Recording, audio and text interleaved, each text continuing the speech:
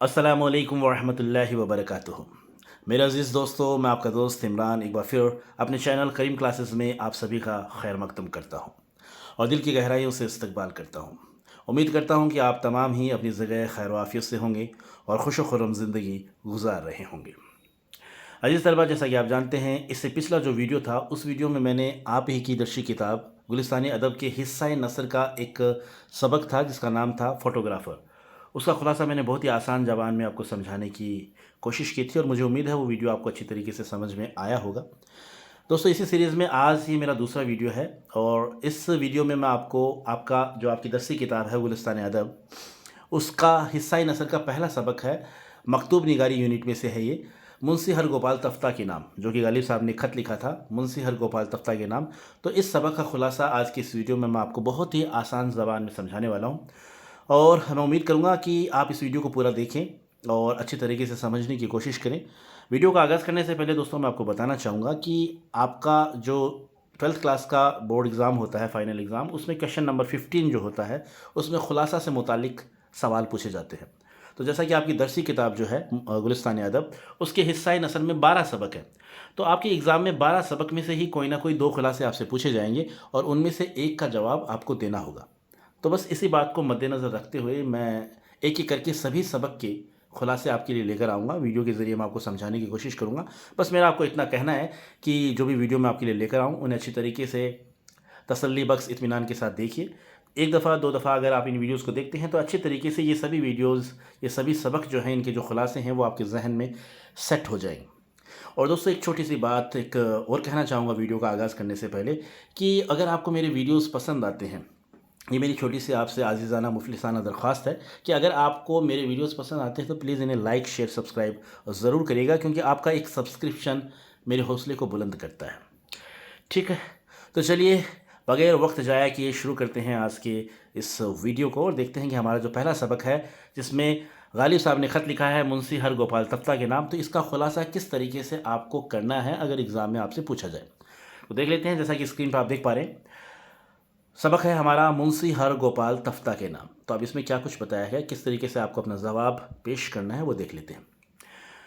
मिर्ज़ा गालिब ने इस ख़त में नहायत ही पुरअसर अंदाज में 1857 के माहौल का नक्शा खींचा है।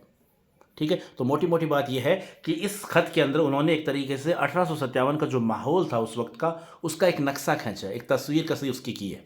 ठीक है, मिर्ज़ा गालिब ने पहला ख़त अपने शागिर्द और अज़ीज़ दोस्त मुंशी हरगोपाल तफ्ता के नाम तहरीर फरमाया था और उन्होंने, जैसा कि आपके निशाब में शामिल है, 2 ख़त लिखे हैं। वैसे उन्होंने इस निसाब में, आपके निसाब में 2 ख़त शामिल हैं, लेकिन पहला ख़त ही आपके निसाब में है फ़िलहाल। वैसे आपकी दरसी किताब में 2 ख़त हैं।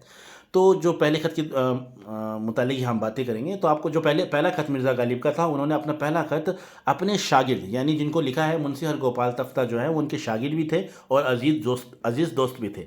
तो पहला ख़त उन्होंने अपने अज़ीज़ शागिर्द को और अपने दोस्त मुंशी हरगोपाल तफ्ता के नाम लिखा है, तहरीर किया है।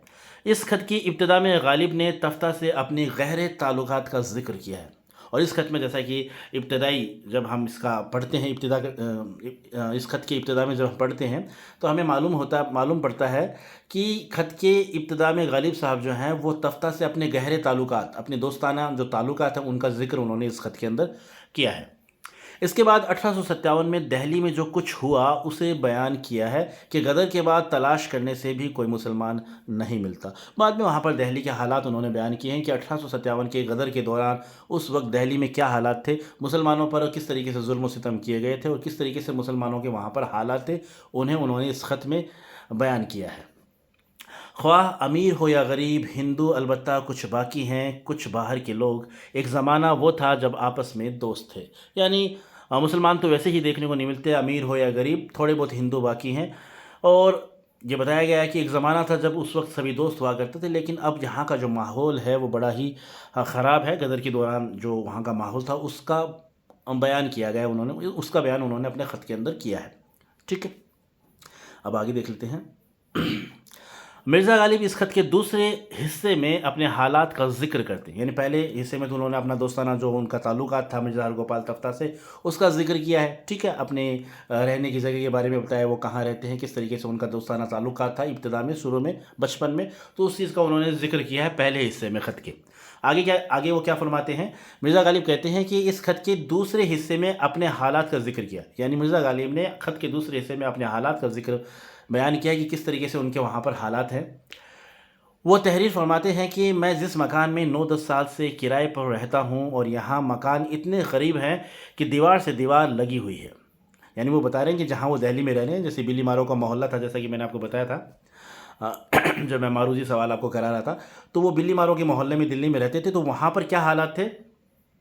9-10 سال سے وہ وہاں پر رہ رہے تھے اور وہاں کے حالات اس طریقے سے تھے کہ وہاں پر جو حکیموں کے مکان تھے، مکان سے مکان جڑا ہوا تھا، ایک طریقے سے دیوار سے دیوار جو ہے لگی ہوئی تھی، بہت کنجسٹڈ وہاں کا جو تھا ایریا تھا۔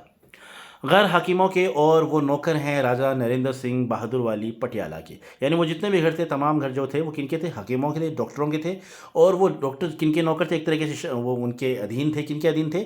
راجہ نریندر سنگھ بہادر والی پٹیالہ کے، ٹھیک ہے، ان کے ادھین تھے وہ۔ اب آگے کیا بتایا انہوں نے؟ راجہ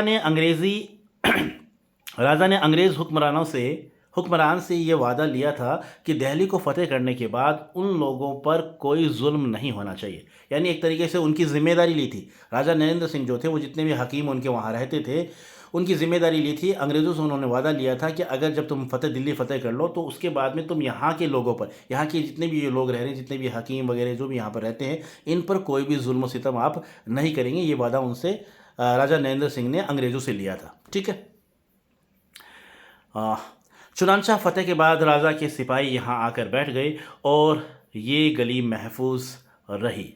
تو پھر غالب صاحب کہتے ہیں کہ پھر جب دلی انگریزوں نے فتح کر لی تو انگریزوں کے سپاہی جو تھے وہ یہاں پر آ گئے اور پھر یہ گلی جو تھی وہ محفوظ رہی، اور اسی چکر میں وہ بھی جو غالب صاحب جو وہاں رہتے تھے تو وہ بھی کیا ہوئے؟ محفوظ رہے، سرکشت رہے، ان پر بھی کسی طرح کا ظلم و ستم یا انہیں کوئی کسی طرح کی سزا نہیں ملی، ورنہ سب کچھ برباد ہو جاتا اگر ایسا نہیں ہوتا۔ اگر راجہ نریندر سنگھ جو ہیں وہ انگریزوں سے وعدہ نہ لیتے تو پھر وہ وہاں پر بھی سب کچھ قتل عام ہوتا اور وہاں پر بھی سبھی لوگوں کو مار دیا جاتا، کوئی بھی باقی نہیں رہتا۔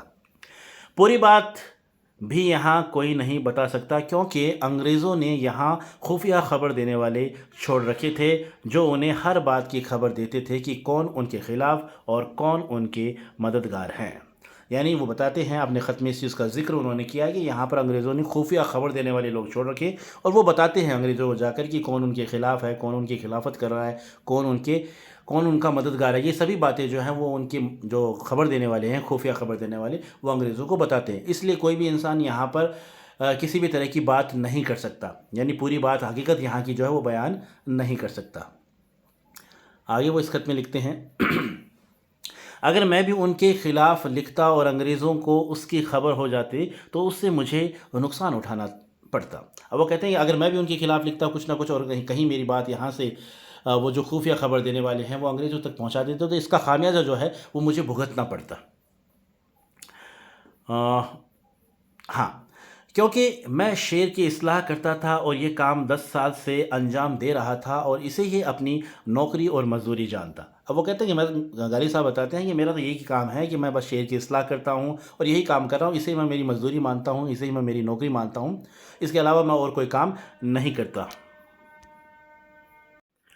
اب یہی وجہ تھی کہ اس لیے میں بے گناہ سمجھا گیا اور مجھے بھی بادشاہی دفتر میں حاضری دینے نہیں جانا پڑا، جبکہ بڑے بڑے جاگیردار بلائے گئے اور پکڑے گئے۔ اب وہ کہتے ہیں کہ بھئی میں نے میرے کام سے کام رکھا، میں نے کسی بھی طریقے سے انگریزوں کے معاملے میں کوئی بھی دخل اندازی نہیں کی، اس لیے میں محفوظ رہا اور مجھے انگریزوں یعنی بادشاہی دفتر میں حاضری دینے کے لیے نہیں جانا پڑا اور مجھے کسی بھی طرح کی کوئی بھی سزا نہیں ہوئی، جبکہ بڑے بڑے جو جاگیردار تھے انہیں وہاں پر بلایا گیا، انہیں سزا دی گئی۔ غدر کے بعد گھر کے گھر برباد ہو گئی، مکان تو رہے پر ان میں رہنے والا کوئی نہیں تھا۔